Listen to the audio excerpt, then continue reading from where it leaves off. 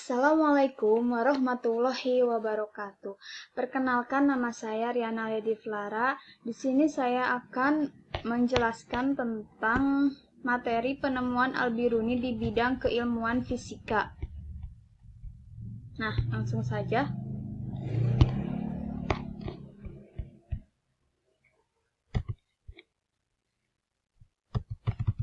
Kita mulai dari awal. Nah, di sini ada sedikit biografi Al-Biruni yang mana sebenarnya sudah dijelaskan oleh pemateri sebelumnya. Di sini dijelaskan bahwa Al-Biruni atau Abu Raihan Muhammad Ibnu Ahmad Al-Biruni terlahir menjelang terbit fajar, yaitu pada 4 September 973 Masehi di Kat atau sekarang dikenal dengan kota Kifa.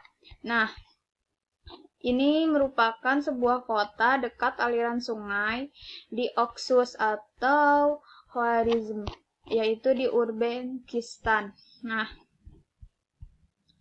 selain menemukan beberapa penelitian, Al-Biruni juga fasih dalam beberapa bahasa, yaitu seperti bahasa Arab, Turki, Persia, dan Sanskerta, Yahudi, dan juga Syuriah.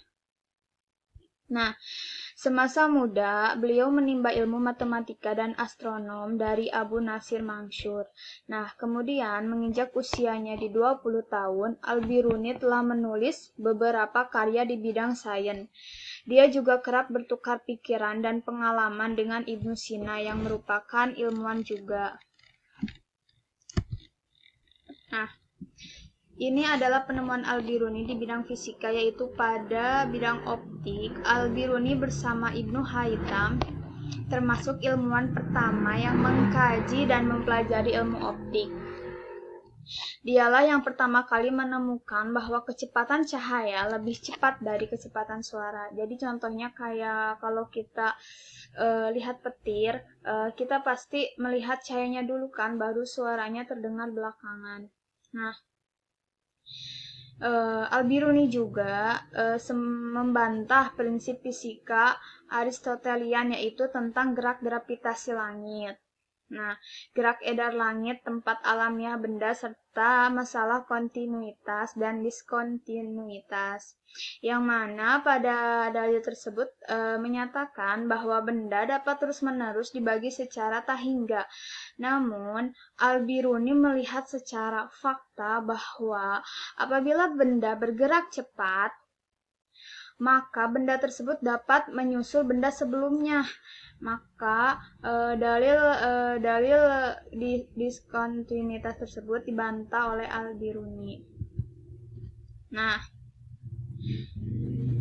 jadi pada kenyataannya benda yang bergerak cepat itu dapat menyusul benda yang mendahului, seperti contohnya bulan yang mendahului matahari karena gerak bulan jauh lebih cepat daripada matahari.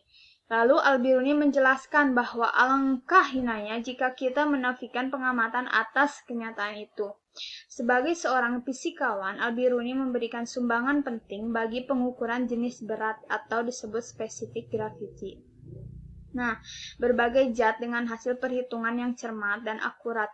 Konsep ini sesuai dengan prinsip dasar yang ia yakini bahwa seluruh benda tertarik oleh gaya gravitasi bumi.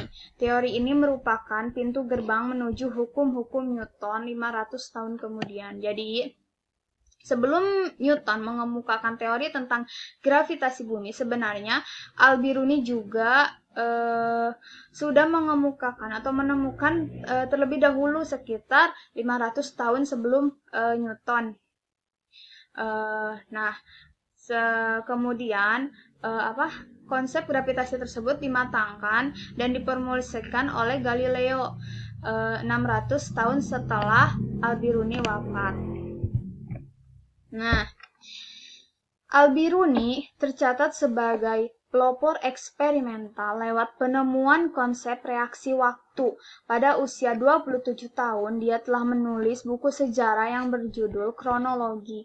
Sayangnya, buku ini telah hilang dalam kitab yang ditulisnya, yaitu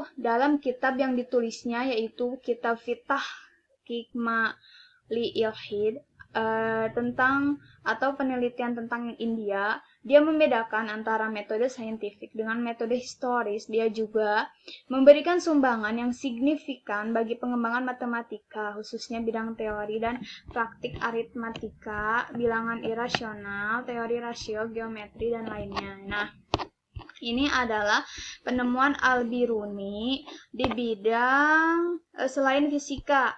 Nah, di sini saya hanya memfokuskan pada bidang fisikanya saja, yaitu tadi yang penemuan di bidang optik, gravitasi, terus juga Al-Biruni sempat menemukan tentang konsep fisika dari hidrostatis itu. Nah, untuk materi yang di luar fisika akan dijelaskan oleh pemateri selanjutnya. Jadi, apabila kita berpikiran bahwa penemu gravitasi itu misalkan Newton ataupun Galileo, sebenarnya kita keliru karena jauh sebelum mereka menemukan tentang konsep gravitasi tersebut, Al-Biruni sudah menemukannya terlebih dahulu, yaitu sekitar 600 tahun sebelum mereka menemukan itu. Sekian pemaparan materi tentang penemuan Al-Biruni di bidang fisika. Kurang dan lebihnya saya mohon maaf. Semoga dapat dipahami oleh kita semua dan dapat bermanfaat. Wabillahi taufiq wal hidayah. Wassalamualaikum warahmatullahi wabarakatuh.